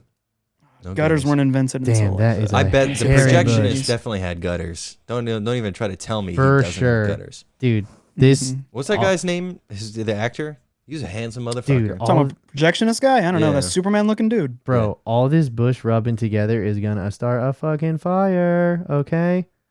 How did you guys feel about the heavy-handed, like pandemic delusions? I wasn't sure if we should talk about this or not Yeah, because go I don't for want to it. get it too far into it. But I just found it so like off-putting, and it took me out of it. It's like I don't need whatever your take on the pandemic is. I don't need We're it. just getting out of it. I mean, Reminding me. yes, but also it makes sense for the time period because the I was gonna say the swine flu, the Spanish flu was going around. Yeah. You know, I got this bug. You know, that type of thing. But a lot of the commentary seemed to be like, "Oh, with a mask on, you don't really know who anybody is." It just felt like an anti-mask, which is like I don't need an it agenda. felt so 2020. I don't need an agenda in this horror movie. All right. Yeah, exactly. I mean, even then, I mean, I didn't feel like it was too intrusive. I thought it was interesting to see, those, you know, given how relevant it is, I thought it was interesting that they put it in. Yeah. You know, Well, and so- then- I feel like we've never seen that before. of like showing what it was like, you know, In early 1900s 1918. with 1918, yeah, because with I the mean, mask like, and stuff. even I think Wonder Woman took place in 1917, and they didn't bring that shit up once. Exactly. Yeah. There So was I also- just appreciate them showing that at all. Just it's not something we think about. We think we live in this very strange, never happened before type Right. time, which, you know, for the most part, kind of true. But having that show, like history, you know, more or less repeats itself, air quotes, because this happened, you know, back in the 1900s. I think that's interesting to see at the very least. Yeah, no, we haven't ever lived in a time where, you know what? It's not even worth it. I had like a list of jokes I could have picked from, and it's yeah, thanks. Write your own jokes, everyone. You know. Yeah, you know, it's not even a list of it's there. jokes. I was just gonna say something like stupid and politically charged, and like it would have been funny, but also it's cheap. You know, it's Just say the word email, and then yeah. people have their own little bits that they write about it. Oh no. Yeah. Anything else that we're not covering? I thought maybe the alligator was gonna get a snack by the dad, but they teased that in the I trailer. wanted one more alligator kill. Can I get Yeah. one more alligator What a kill? nice one. When she chopped up the sister-in-law and threw her in the lake, that looked good. I thought that was That cool. looked great. Yeah, it looked Very incredible. practical. Practical effects were awesome. Yeah, I get the real only positives for me are like Mia Goth's performance. I really like the look of the movie, but everything else I was just kind of like whatever. I think it could have been tightened up. I think that's something that I like the movie, but I kept saying it was mercifully short. Little did I know I probably missed like the first 15 minutes. I can't little, believe like, yeah. that I walked out of this being the one that liked it the best. Did not Yeah, see that coming. I mean, I will say this: it works. It had to work on some level because I do want to see the next one. So I did 2 out of 3. I Exactly. might as well finish the last one. What's 90 more minutes? Exactly. That's I made the joke on my show that it would be. I mean, before Matt was caught the Spanish flu, the idea, we should have covered it on his show because we covered X on my show, Pearl on your show, and be like, oh, complete that trilogy, I like if you that. will. Yeah, But I don't think they've announced the release date. I think he said 2023. Ty West said that he's writing the script as of March 2022. So I think we're still got a little bit of ways, which in theory, maybe it'll end with a bit more, smaller, maybe even just the same, like $1 million just for a single movie. I think it'd be a good route to go because make it end with, some kind of a pop. yeah, for sure. And I want killing upon killing in the next one. You know what I mean? Yeah, Like, that's another complaint. I wanted to be a little more gore in this. My expectations are X, yeah. so I wanted a little bit more Your gory blood. expectations. Boom. Anyway, Shut the fuck up, bitch. what did I say about going home? Are we ready? Yeah. Let me just. Is there anything else, AJ, that you want to cover? Or Not really, man. I think we got it all. God Yeah. of War and Pearl. That's this most of my week. okay, all right, yeah. No, as far as we're concerned, I'd say that look, if you're into this shit, check out Pearl. If not, all others need not apply. I don't think there's anything that you'll get from it. So, go ahead and play the song, Nick. Oh yeah, it's the clip of the week. Oh, it's the clip of the week. It's the clip of the week. All right. So, here we are. Ready? Let's see it.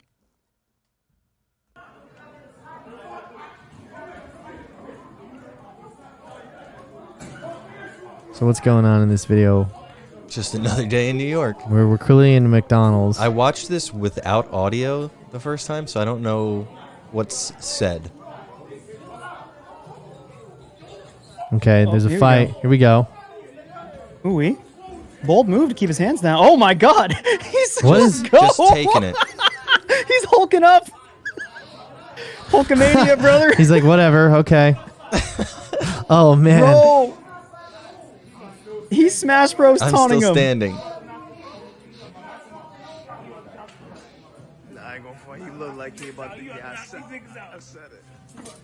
Okay, he's reaching his bag. Have they never? What happens have they next? Never, yeah, now you leave. Oh my God. That's a hatchet. That's a hatchet. Oh. Okay, he hit a wall. Oh, okay. He wins. I love the one guy who's like, you guys don't want no smoke. Why is anybody sticking around? Why are these people at their table right Because now? they're Pearl situation, bro. There's a That's wild true. animal there. How merciful is this guy though that he's not just creating a bloody crime scene? Damn, well, what he a knows. fucking badass. All right, so Bro, those bike shorts though. oh wait, There's there's more. more. He's getting in this lady's face. See, this is why I never try to act like a tough guy like this in Yep. person. You never know who's carrying a hatchet in their backpack.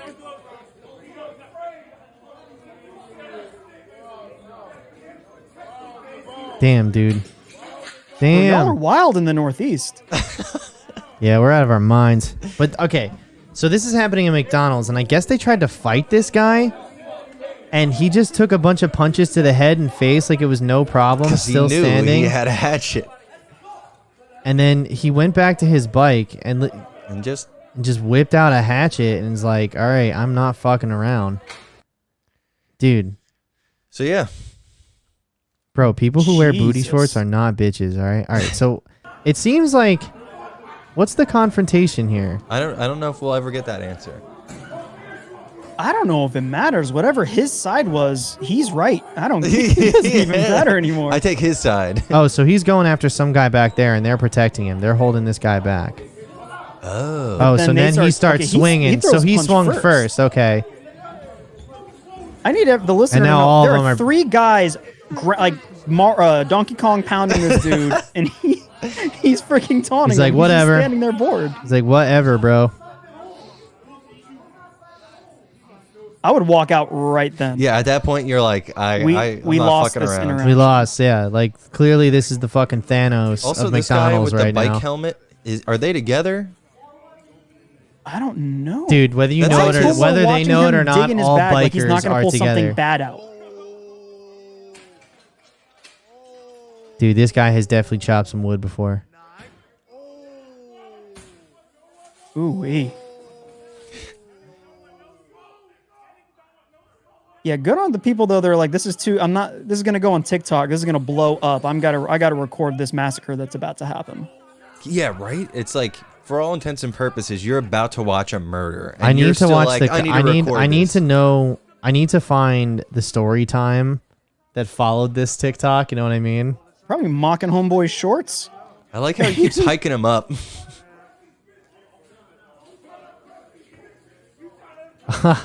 I love this. Cut to the Trying to impress these bitches. You trying to impress these bitches, huh?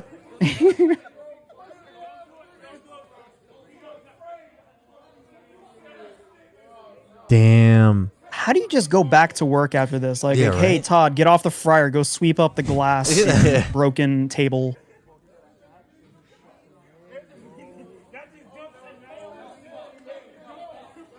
And I like his dangly earring too.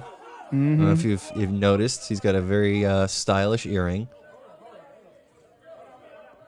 Damn. Just be decent to everybody, man. It's just a good rule of thumb. Just, I'm not What's saying this- be a what's good this person. Just be a decent person to everyone. Kid Light 21. Kid Rock. Again, I'm expect that every interaction you have, the person could have a hatchet in their backpack. Just treat everyone with that kind of respect. It's a good rule to live by. It's definitely one of the better rules I've heard, you know.